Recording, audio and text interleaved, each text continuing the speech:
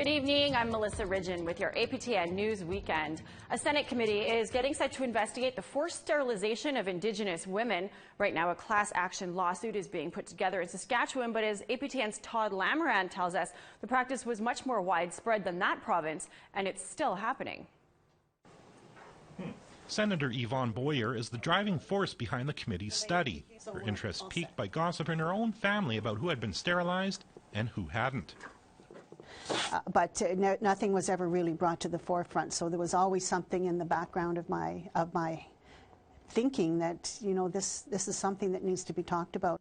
Boyer and Métis physician Dr. Judith Bartlett researched the issue a few years ago and found Indigenous women in the Saskatchewan health region had been sterilized, often without consent, and for dubious reasons. Aren't you on welfare? Don't you think you should stop having children? It's that judgment call, and it's for those reasons that I've talked to you about. It's the underlining assumption that this person seems to think they know better than I do on how many children I should have. Elisa Lombard is a Saskatchewan-based lawyer and will be the committee's first witness. She's also heading up a class action lawsuit of women from there. She doesn't believe women can give informed consent during childbirth. It's chaotic. It's not a time where you can have these long, lengthy conversations about what you want to do for the rest of your life or make any kind of permanent decisions in that regard. You're also in some of the most intense pain of your life. She has this piece of advice for these women. If they identify with this particular experience, that they're not alone, that many women have experienced the same thing. One of the goals of the Senate committee is to find out how many women were sterilized and where they were from. Senator Kim Pate certainly wants some facts.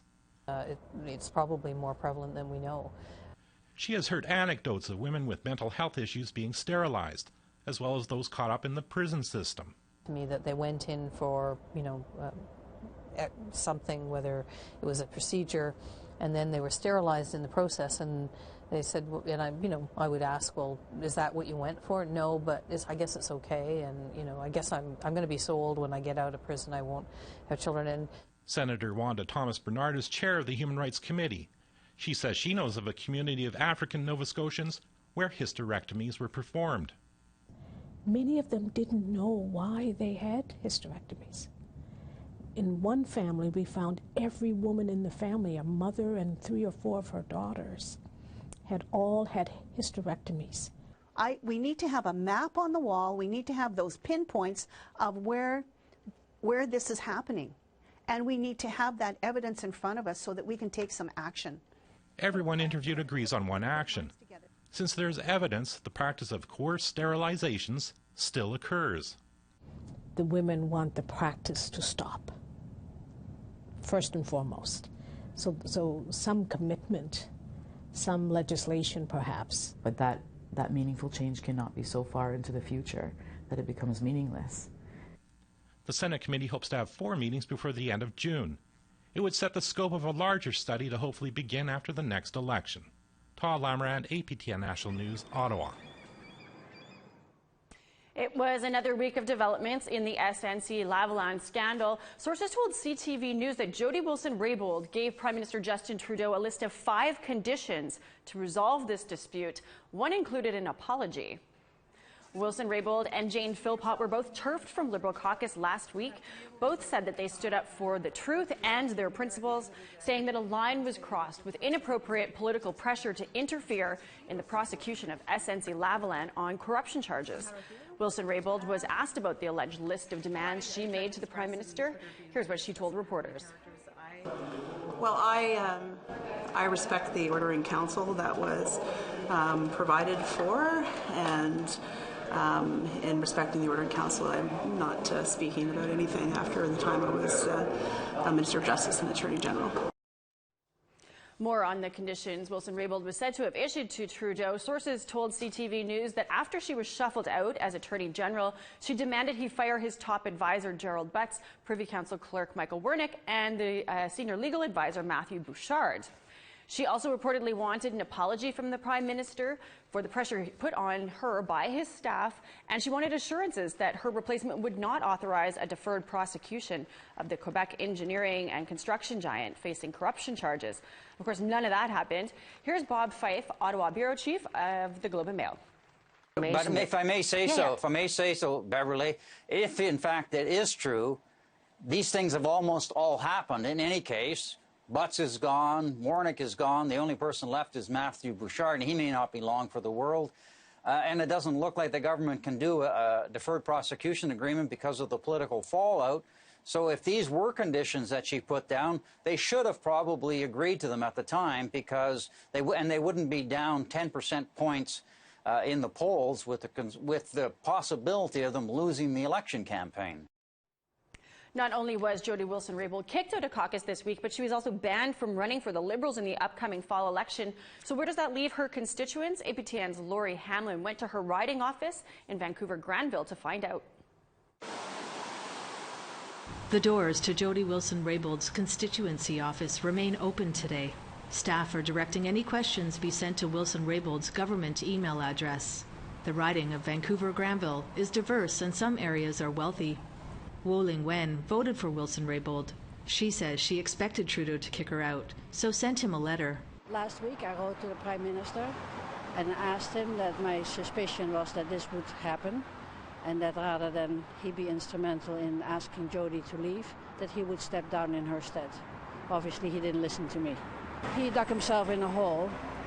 If he was a man, the man I thought I voted for, he would fess up and say, sorry, I screwed up. I'll step aside and let her stay in the party. Jeff Kennett also voted for Wilson-Raybould. Although he's disappointed to see her go, Kennett says Jody dug her own grave. Personally, I don't know if she should have recorded those things. Definitely shouldn't have released them publicly. If she did record them, it could have been dealt in-house. But what she did was what she did, so she's responsible for her decisions. Richard Jones is also disappointed that Wilson-Raybould got the boot, but not surprised. If he's going to behave badly like that, he's going to need players that behave badly along with him. And so certainly those gals have got to go. I see why he had to let them go, and I know why we as Canadians need to let him go in the next election. And voters in the upcoming federal election might still get to vote for Wilson-Raybould. The Green Party and the NDP have not officially announced any candidates for the riding of Vancouver Granville. Lori Hamlin, APTN National News, Vancouver. To Manitoba now, where tribal police shot and killed a man on the Long Plain First Nation on Tuesday. 23-year-old Ben Richard lived with his mother at Long Plain and had allegedly been firing a weapon inside the home when the Manitoba First Nations police were called. A confrontation took place, resulting in one or more officers discharging their firearm. The Independent Investigation Unit of Manitoba is investigating the shooting and won't confirm any of the details at this time. It's time for us to take a quick break. When we come back, a protest of the Canadian anthem at an Iqaluit school. Stay with us.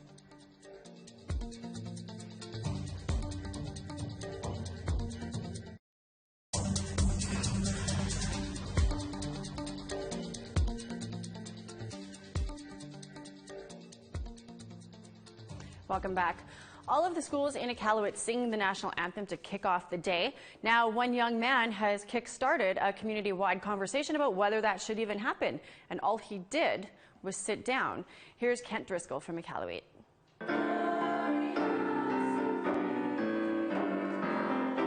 These are the Inukshuk High School drum dancers. One of their trademarks, an Inuit version of O Canada. Here, they're performing it at the Federal Apology for Inuit TB Victims. O Canada is sung at Iqaluit schools every morning. Then, at the end of September, one student stopped standing for the anthem. Grade 8 student Miles Brewster kept his seat for a reason. They didn't explain what Orange Shirt Day meant on the day. Like, they said, it's Orange Shirt Day today, or tomorrow, wear an orange shirt. And then, I felt like they didn't explain enough, so I tried to make a statement. Of course, Orange Shirt Day is to remember students who went to residential school. His protest was to point that out. And in middle school, even quiet protest lands you in the principal's office. It was scary at first, then I was like, I wonder what's going to happen at the principal's office. Then they just sent me back to class. It wasn't that bad. A few of his classmates joined in, and the local education authority decided it was time to ask parents. They sent home an informal poll, and they put it online too. There were 3 options: no anthem, anthem every day, or just in the case of special events. Miles likes the 3rd option.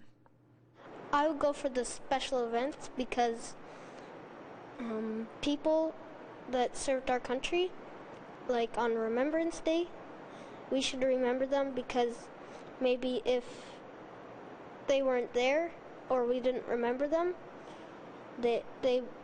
we wouldn't be here right now. Special events notwithstanding. And he started a discussion about how a territory that has been wronged so many times historically by Canada treats Canadian symbols. At the very least, they'll probably explain Orange Shirt Day a little better at the middle school next year. Ken Driscoll, APTN National News, Iqaluit. In British Columbia, logging companies used to cut trees on First Nation land without little care about consent or the environment. But now things are changing, and a remote First Nation on Vancouver Island has just signed a multi-million-dollar forestry deal. APTN's Tina House has this story.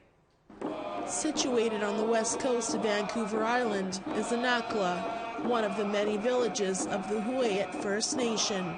It's surrounded by the Pacific Ocean and old-growth trees dating back hundreds of years.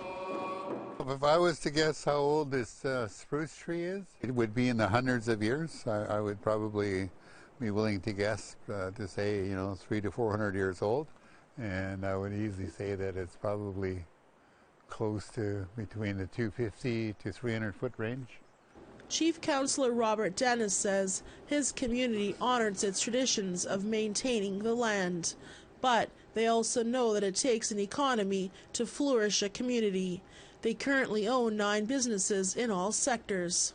We're focusing on generating wealth for the nation so that we can take care of ourselves, so that we can provide the resources that our people need to, so that they can live healthy lives, their culture can be revived. Yeah. And today is an example of that. The Huu-ay-aht First Nation is hosting a community celebration and feast as they sign a forestry deal with Western Forest Products. It's worth $7.2 million. This signing is also done as their ancestors did, with cedar X's and wax to seal it. The deal is for 7% of a tree farm license called the TFL 44. It extends into the traditional territory of the First Nation. High Hereditary Chief Clishan followed tradition by bringing his daughter Homaniki, who's next in line to being Hereditary Chief, to the celebration. On behalf of our Hereditary Chiefs, this is a positive step for our small First Nation out here on the West Coast. We have come a really long way, and we have strong relationships, and we're really proud of that. Historically, Chief Dennis says that up until 20 years ago, wood was extracted from their territory without their knowledge or consent. But this new partnership will provide them a huge opportunity to have say in resource management, training and jobs, as well as money to invest into its programs and services for its members.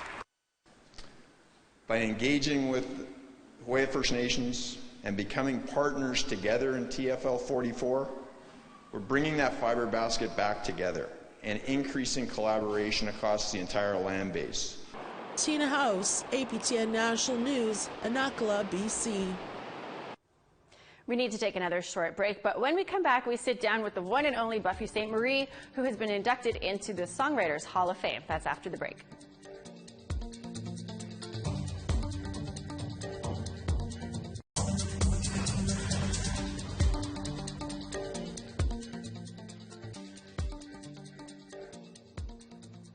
A British historic site in Halifax is getting a facelift, but it's more than repairing a roof.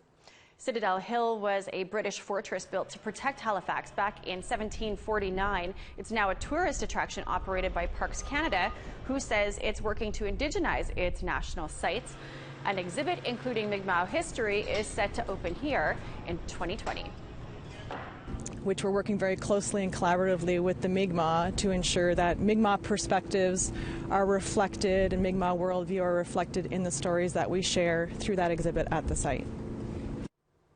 Buffy St. Marie is an award-winning artist, Indigenous activist, and songwriter, and now she is a Canadian Songwriters Hall of Famer. Our Amber Bernard had the pleasure of sitting down with her. You've been inducted into the Canadian Songwriters Hall of Fame, so how does it feel? Since I can remember. The earliest things that I can remember is like when I was about 3, seeing a piano and never wanting to get up. And it became my Barbie dolls and my sports. It's just what I love to do. And I didn't have any teachers, so I just did it any way I wanted to. And I did the same things that every other little kid does. I made up stories and songs and stuff to dance to. And it was songwriting 101, although nobody would have said so. So after all these years, it's nice to have finally somebody says so. and SOCAN is honoring me. See, I really like songwriting, and so I honor SOCAN right back. What is your inspiration behind songwriting? Songs are really, really valuable, I think. And a lot of fun. And that's kind of the point with me, because I play music. I don't work at it. I play. I really enjoy it. I love it. Your song, Universal Soldier, was inducted into the same Hall of Fame, but you had to buy the rights back to it. So how did that happen? I was singing Universal Soldier. I went to London. I was singing it in London. So Donovan recorded it. So everybody thought he wrote it, because he is a writer and writes things of conscience. And every song that he sings is written by himself, except for 2. Universal Soldier, which I wrote, and Codine, which I wrote. So everybody assumed that Donovan wrote those 2, which were kind of hits for him. When I first wrote Universal Soldier and sang it in Greenwich Village, the Highwaymen were coming off a hit called Michael Row the Boat Ashore. It was like #1 all over the world, and they wanted to record Universal Soldier. Okay, I said, yeah, sure. And they said, well, who's the publisher? I had just gotten off stage. I had sat down with them at a table, a guy at the next table in this little club in Greenwich Village. I said, I don't have a publisher, and the guy in the table next said, well, I can help you. Sign here. So I gave away the rights to Universal Soldier for $1. And I was happy to do so. I didn't know anything about publishing. So it made just a fortune for somebody, but not for me. And so 10 years later, I had made enough money myself on other things so that I could buy it back. I bought back the rights to Universal Soldier for $25,000 I had to give the guy. So that's what I did, and I never gave away the rights to a song again. And any advice for aspiring musicians? The first time you hear applause, a lot of people get stuck right there. They say, oh, that's success, and they never learn another chord, and they never develop. There are so many of our Indigenous musicians who kind of are the same all the time. The songs are all in the same key, they're all in the same tempo, they're all in the same genre, and that's good, but they're never going to get outside of that. And if you want to reach a lot of people, it's really good to have a lot of musical ideas popping into your head, because you reach different people with different kinds of music, different genres of music. It's almost like different languages, or the same language with different accents. A lot of people in Paris can't understand a Quebecois accent, right? And people who took French in high school, like me, we may have learned how to speak one French, but we can't understand the other. And genres of music are kind of like that too. And almost everyone who is inexperienced in a genre of music says exactly the same thing. It all sounds the same, whether it's opera, country music, oh, it all sounds the same. Indigenous music, oh, it all sounds the same. Just sounds like screaming, right? So you get all these kind of wacky ideas. But I've been really, really happy in writing a lot of different styles of music, because I like a lot of styles of music. So that means I listen a lot before I open my mouth and say something. A Mi'kmaq woman started boxing when she was 11 years old. She now owns a club and coaches champions, and says Mi'kmaq traditions and teachings are the basis of her training. Angel Moore brings us this story.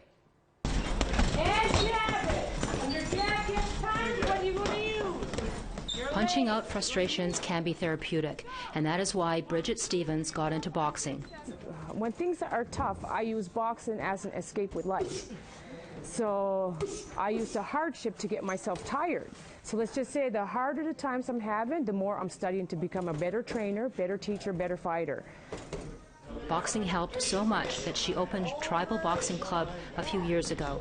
Stevens practices Mi'kmaq traditions in her coaching, and she welcomes everyone to join.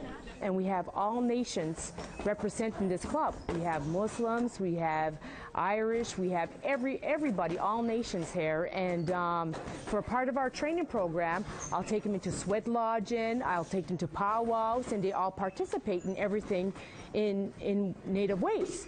Do traditional teachings make champions? No one can say for sure, but to Holly McDonald, learning Indigenous traditions has helped her in and out of the ring. Well, at the sweat lodges, I've been to probably about 4 or 5 now.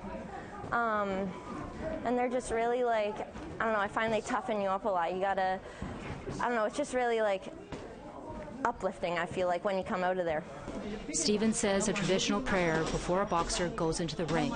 She prays they will fight in good strength and their spirit will be protected.